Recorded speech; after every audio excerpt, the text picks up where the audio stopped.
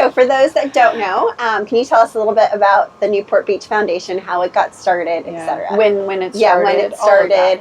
Give us the backstory. Yes, sure.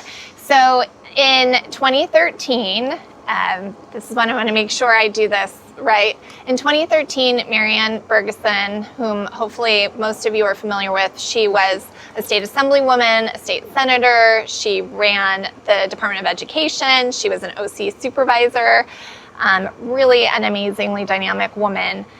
Herself, Linda Vineford, Debbie Snavely, who's a GM at VEA, Gary Sherwin, Denny O'Neill, who was a former mayor of Newport Beach, and Homer Bludow, who was our former city manager, got together and wanted to create a class that would inform our residents. So that was in 2013. They had one class. Homer Bludow actually was the godfather of Distinguished Citizen Program. He created the original curriculum.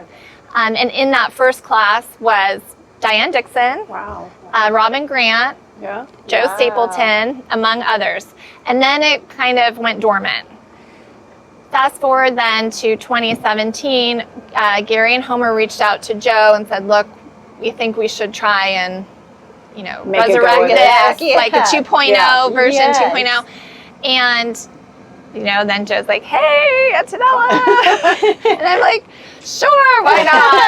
Why She's not? a yes girl. Yeah, she is a yes girl. I am like, well, if I think I can add value to something and I can see how strategically we can make it work and make an impact, I'm all for it. I am not into put it on your resume, go to lunch and waste. I don't have time. You especially roll your sleeves up. I know, which is kind of like a curse, right? A little bit because it makes you crazy. And then my husband's like, when are you going to get paid for all this stuff? I'm like, never. No, we pay. We just keep paying.